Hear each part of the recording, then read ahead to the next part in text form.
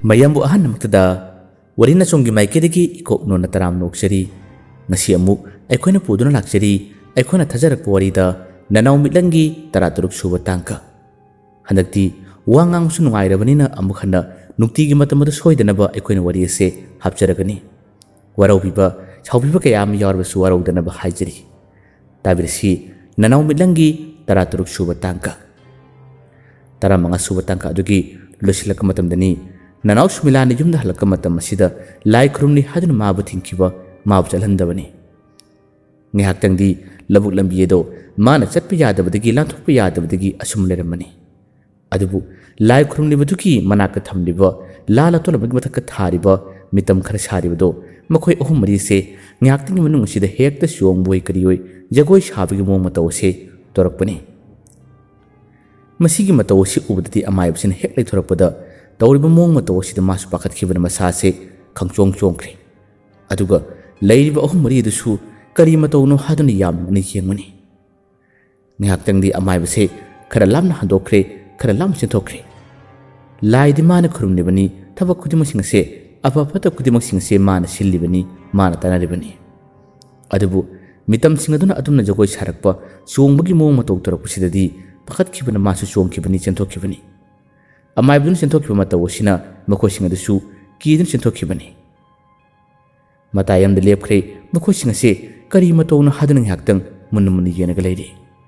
makhosing aduna amaybadu manakta loina tasilaga amana yamna ngna hangli e ojamayba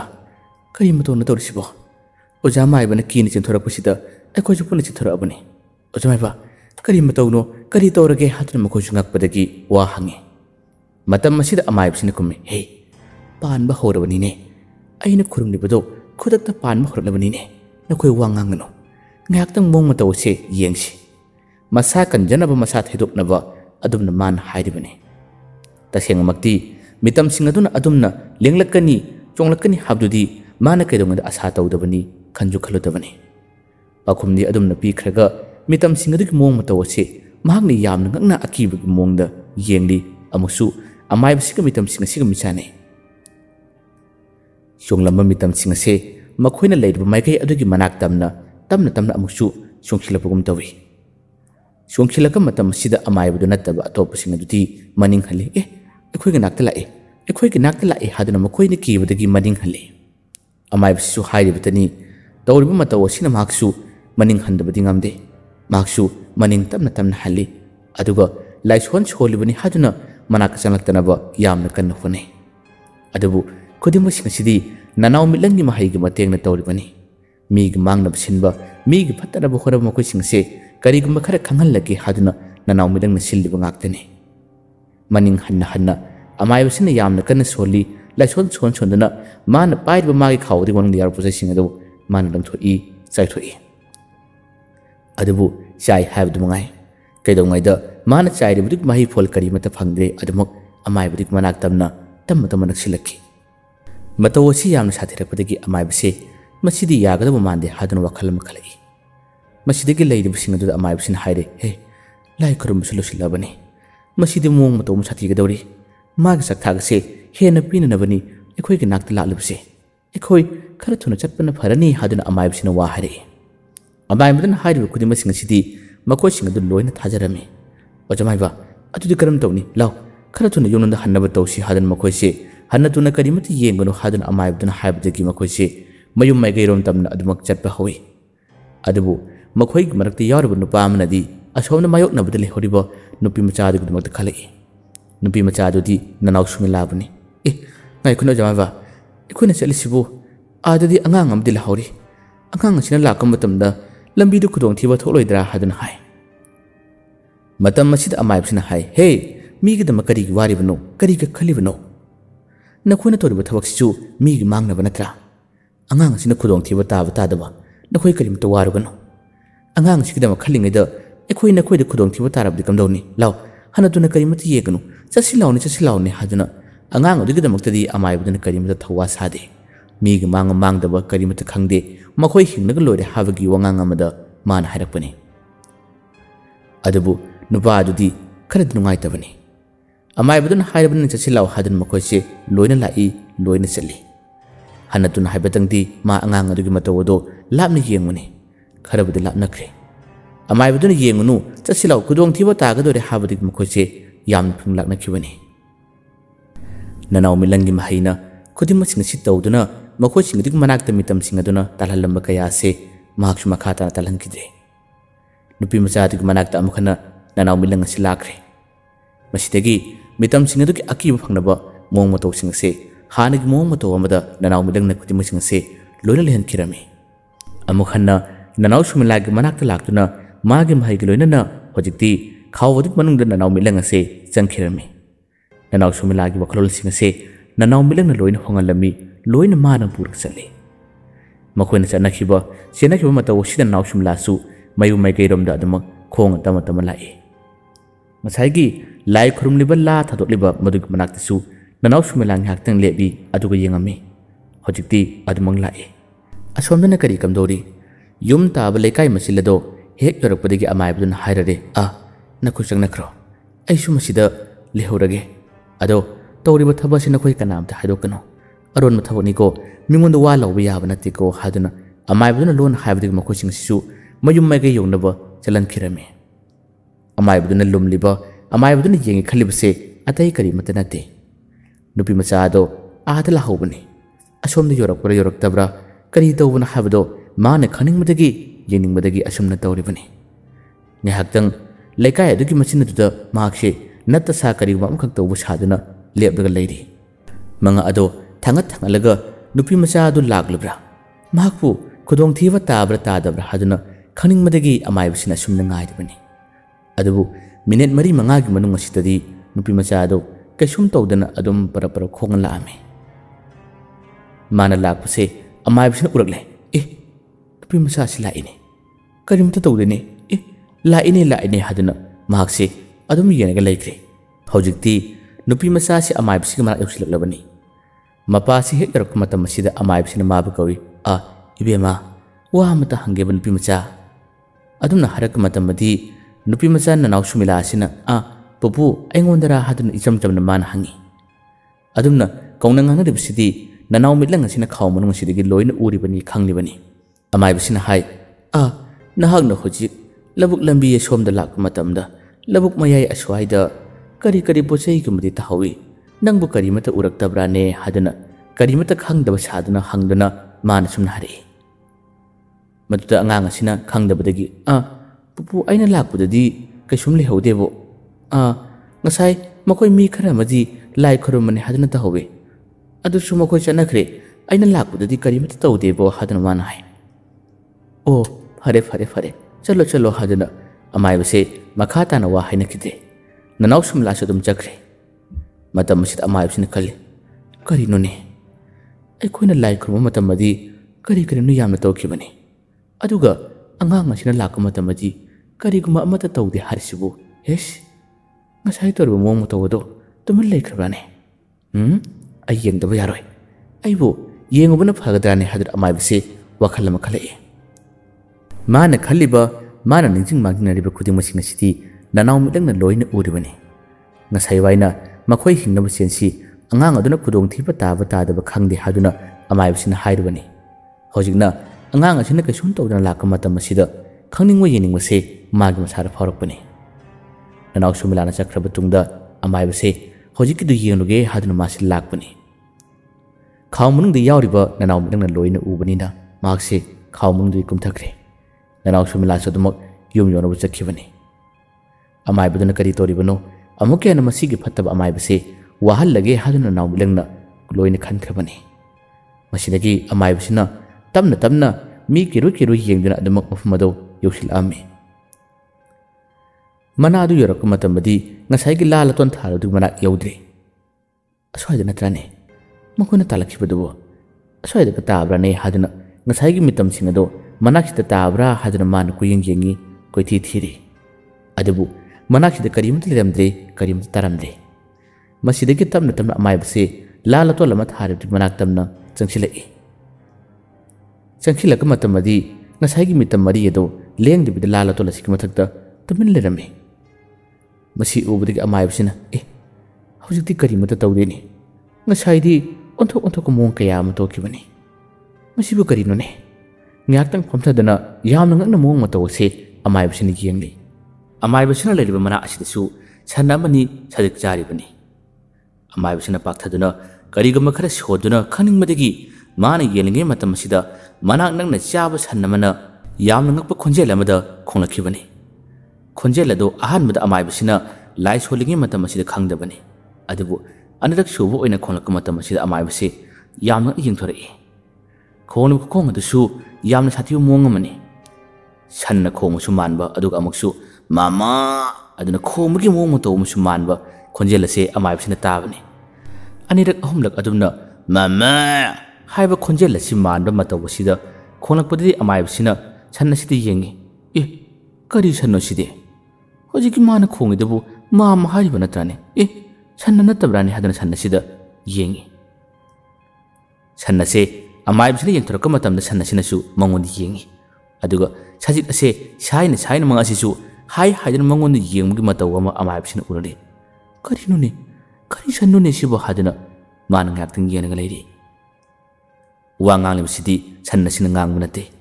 sanna sig manakta lumduna tongnaga leiribani na nawmilang ase amaibase kayamaktadi haiba amaibano kayamaktadi tawbu ngambano yengi haduna mana tawribani masidagi sanna ngangu saduna mana wase haiba horai ngasai makai ahalna tawriba thabakto ekhoi loina uiko loina khangiko haduna iseng hengna migi maronda hairakpani masidagi amaibase hena ngakre sanna nine haima sanna nine haduna makse yelaga laikre hanamukti anganbu ojaba tarabsu amaibase akiyu phaurai amukta phauba asumna sa sanna wanganguse magi manakuna tadribani usu udribani adubu ngasidi asumna manak maktada yamana ang leiriba sanna mana wangal ko gi mata wosi ubudi amaibase khangbe khangmani kaino ne amukta punsida udaba thodoni ne aina urise amaibase masin namrum sholaga sallasiga adumak bijanari yengni sannasin hai taw aidi takthokani taw hadana amuk chhari tasengwadi sannasin haiba nate sannasin ngangba nate milangna kudima singase tawriba ngaktani hek manbadana sanna tawribra haduna amaibasina manbani amaibase manaksida kuina leiba yadre masidi yamna sathiba mong mato haibado oirakle haduna amaibase khalame asumna sanna yenglaga leiringai matamda asomna su lala to ligi mathakta leiram mitam singado lenglakpagi matawse amukhanna makhon su khara larakpusida amaibasina yengtholubani yengtholuba kandadi ngasai gi lala to ligi mathakta tumnak leiram mitam singado amukhanna lenglaktuna amaibasi manak maktada makhoi mari ase pareng chana lepkre makhoina adumna leplaga leba matam sidati amaibase khangtu tukri karino tursibo haduna masang ngak thokjanabo mana laison kayam sonjai soli hawdu mangai karimatadi mana ngak thoknabani haduna tawrubasu amlamdre pambai leitraba turga leriba amaibase mitam singadugi akiba aduga sanna wangalapagi akiba mayam marak asida masan masa kanano habase singdok jarei takthok jarei man hai aidi asyang amaiba nate aidi pesa khara phangnaba aina samin sajinba kaya am hapjabani aidi tasengna masigi maramda fajana hena khangba nate aina khanglibadi khara khaktani aina sanaba hairibadi khara tani aduga yama lu thaba kaya amadi ai karimata haijade sel khara phangnaba khudong chaba khara phangnaba aina thabasi torubani nak phiji pinada nekluba aina asonaran tawruba tarbasu aibu ngakpiyone haduna amaibase maron chumthorei asumna mana tawrudiba aron mathabu khutimasingase loina haiduraka matamasida milangna loina khangkre masidagi kharaga hena chapkhalabadi kharaga hena wa hangnabadi wa thokani habase milangna khangkre hanamukti mitam masida muk tongchiladuna mitam masina wangang musa halakre mitam masina hai karigidamak fattaba thabasi tawbano nak kanaga loinabano kanadi kitamano sengna hayo natrabadi nakina thwai logani haduna amakasu wa hairakle kibade helaba amaibsin hai haijage aina nangonda aranba kaya am yawkhrabasu ngakpiyo ai tasenama amaiba labai kawunu pa amada tamjabani mana engonda mi layengba nayakpagidi phananaba karimata haibide takpide mana takpiba haibabu lai sanaba but sanaba asigumatani mana takpiba haduna amaibsin haidore makhatana hangi kayam kuire tamba kayam kuire maga loinaba haduna hai amaibasina hai kharati kuire adubu handak matam khradi ai maga manaka chate ai ga thawai dadi kanbiyo matungda asigma phattaba thabase ai tawjararoi haduna hari wari ngihak sharaba tungda mitam amana hairare lala tola siga makoi mitam mari siga purga salo aduga masigi lambi mataya sida leiriba ising yawdo pukhi sida makoi singa se thadau hadun hari amai bisu masadu kibanina haibu khudimu singa si yare nanaw birana khudimu shillibani asumna lala tola sida mitam singa da loin hablare aduga amukhana purga lai amai base purga lakam matam sida mitam singa sina mangonda kedorakani khanbada yamna kirami yamna warami asumna hojikti pukhi singa manak yore pukhi sida tamna tamna kumthai aduga ising yawdabasu leikhomni khara khara lei kumthau haduna haibadagi amaibase tam tamna kumthare aduga lala tona duga mitam singa duga pukhi sigi mayai maktada thadare hek thadam matam sidani amaibasigi makulni se paiduna pukhi sigi mayai maktada leikhom mark sida khangching ching thabani makhongcho hana lakam matam sida khara ku tharibani aduga amuksuma kut ase hek chingthayu matam badi makut ase hanamna changkre mataw sida amaibase pakhat kiba ki kilunana mawu namsilaka hatkadra haduna masi yamna kana lawi aduga makut ase chatna bu honai adubu makut ani se chatpa ngamdre makhong ani sisu chatpa ngamna bu honai adubu ngamlamdre amaibasina hairari ai matungda hujararoi ai budi hatpi ganu ai budi kanbiu haduna amaibasina yamna kana haijabani adubu lengot pakari matangamdre mitam singa duna la adu loinana mamang sida tarari mitam singa sida mani yenga matam sida masada akiwa hainada ba habado amai sida phawrari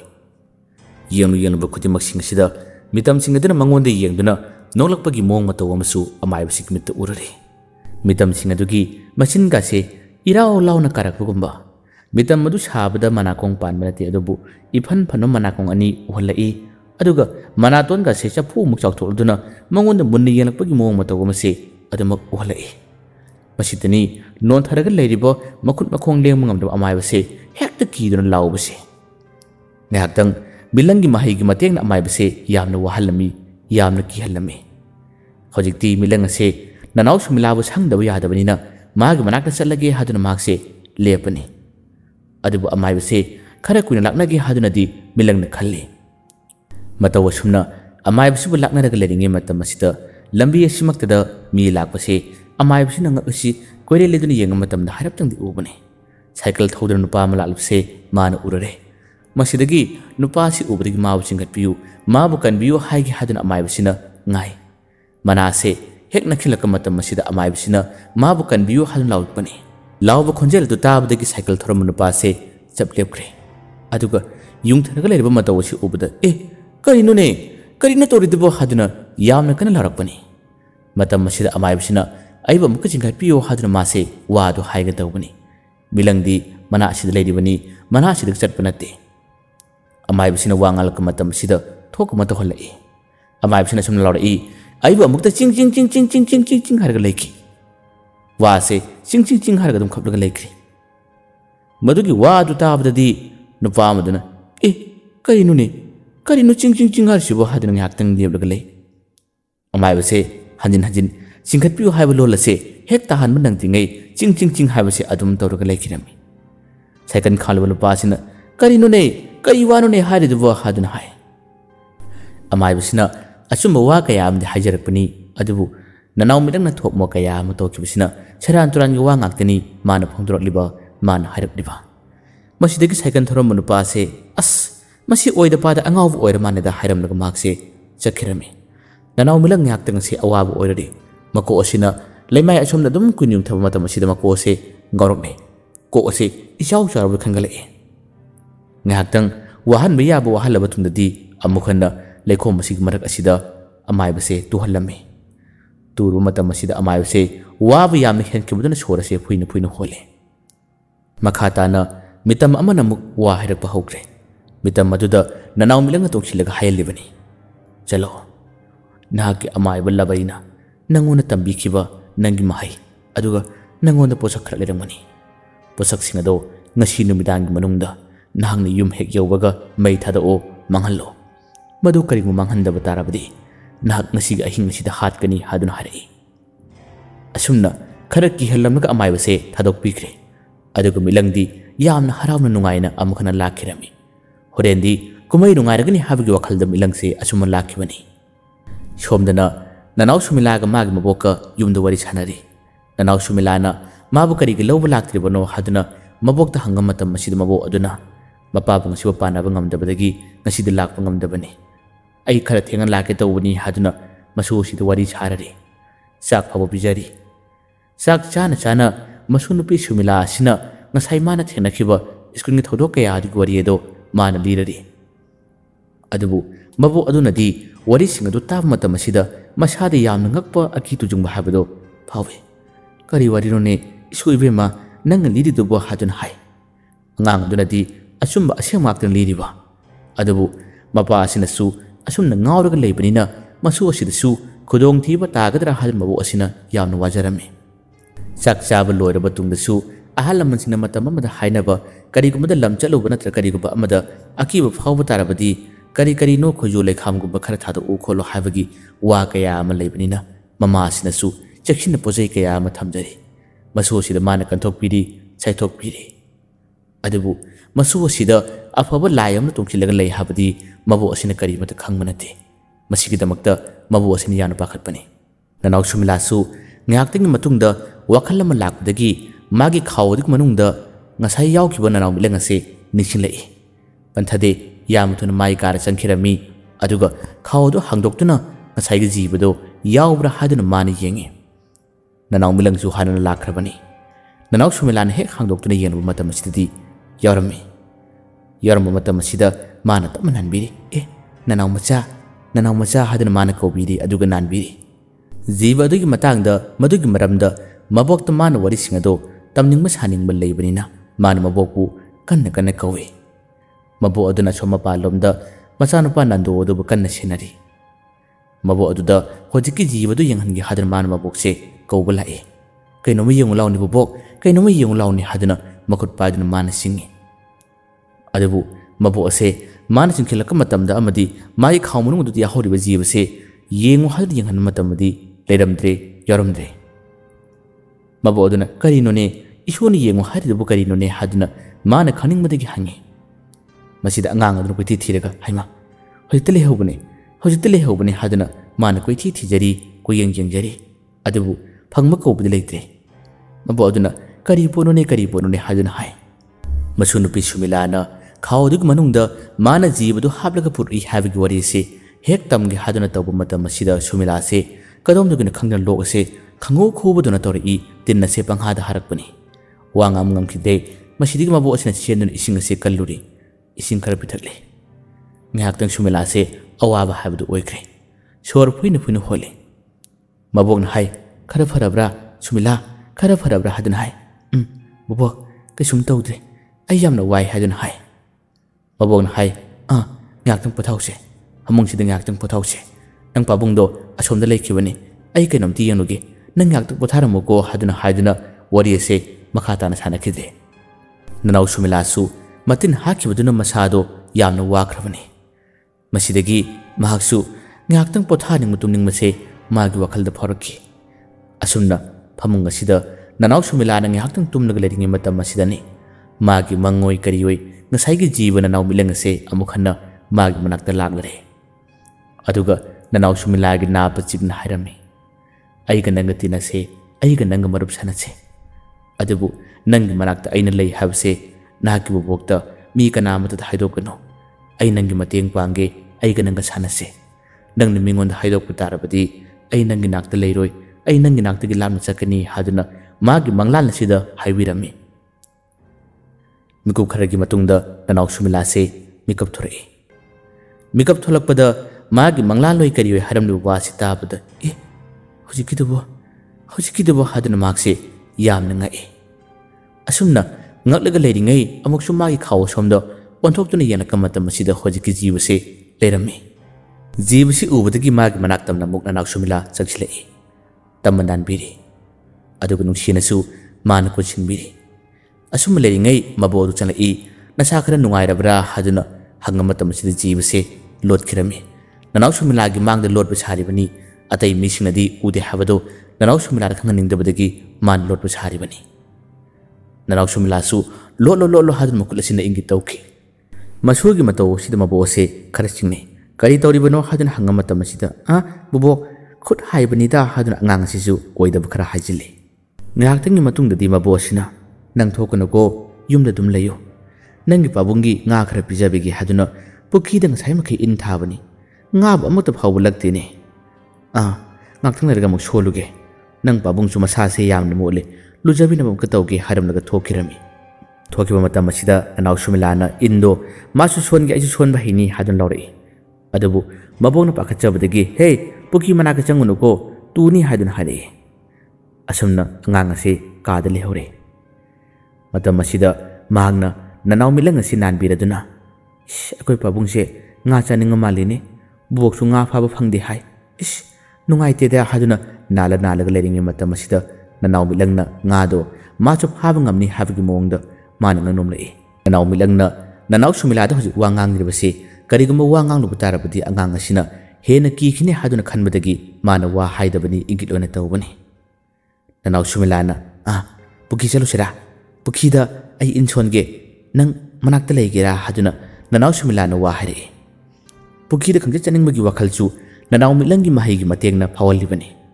nanaw milang nang nomi chalu si haduna hai asumna makhoi ani se pukhi da laklare pukhi hek yobaga in tharibado nanaw sumilana singkhatpa ngamboi ngamdabo singnab honai adu ichau chau khap illase nanaw milangi mahigi matengna hojikti yam lain inado chonangalami milangi mahina pukhi se leramba nga singse yamna chawba nga bu oiro adum phalami lakhalami nga singado indu chona matamda lakka matamadi angang oibanina makta haraubani yamna kana lawi mana lawba matam asida asom bangonda leriba mabu asina chutare angang sina kana lawi bobo nga phar law haduna mana lawi mabok su angang lo law khunjela do taba matam asidadi mak yamna kana chinsilai mana chinsilai bisidi angang do kudong thiba tarabra haduna kiboi ngakpoi karioi chinsilakpani adabu manasi yoksilakka matamdadi pikraba angang mana shawrba illado songatuna innasik munungdana nga achowa ahum mari amasi yauduna laklaga leriba mong mataw si ubadadi mabu si hen ngakre masidagi mabok na mateng pangduna indu da lakliba nga singado man lokhatpa yawi aduga angang asida man ngangna nangdi karamna achuk chawkhram innase nangdi karamna cholibano haduna angang asida hangi adabu wa hanga matam asida naw sumilana nakana leriba naw milang asomdi yengi nanaw milang di mabo aduna udana bani haduna pambi mig marum dalum sindarami taseng bagidi nanaw sumilagi mabogna milang bu ubanate khangbanate adabu milang na kudimu singase toksinari bani nanaw sumilagi mangda uhondaba sari bani nga singdo lokhalaba tungna mabogna law asida kuina lerano nang pabungi de chara si kona ragani law tasi law aduna hai nanaw sumilana bobo ngakta leige ai ka sutoroyeba haibadagi angang si thalamdana mabu ase yumlomda changkre bo aduna changna bapalomda yamakana nakano hadunadi lawrami masidagi maboduna chakraba tungna nanaw bilang ase amuk chiksilai angang si yamna harawi magi mateng pamgidamagda masidagi milangna nga se pukhida mana kumtharaga phage haduna hare ingi tawraga harakpani nanaw sumilana masu yenge haduna hare masidagi ngaktangi manung asida nanaw milang ase pukhi sida chongthakre aduga magi makhong ani sina chap tuna nga sing ase put langkhalai masigi mataw si ubadadi nanaw sumila ase harawbana khamthengi nga di mayam phakibnate nga mari manga adumna mana makhona chap tuna phabani asumna nga sing ado amagana pharaba tungda sumana mabok kana kaurei mabok to yamna kan sinsilai angang asina asumna makasu nga pharama mataw si ubadadi mabok ase ngakpuna kaino mataw kre hojikti makhoi ngasi nga ase yamna phakrabani bataw asumna nanaw sumilagi thamoi penaba magi harawnaba nanaw milangna thabak kaya mahurei asomda numidangi matam amukhana laklare numidangi matam asidana kari kamdori ngasai gi fattaba amaiba lai sanabase mana tawruba magi fattaba thabak singase ngasai mitam singatun mangon yamna kan hairakkiba laknakiba kaya adana maram borga mase yamna kiribani ꯃꯁꯤꯃꯛꯅ ꯃꯔꯝ ꯑꯣꯏꯔꯒ ꯍꯧꯖꯤꯛꯇꯤ ꯅꯨꯃꯤꯗꯥꯡꯒꯤ ꯃꯇꯝꯗ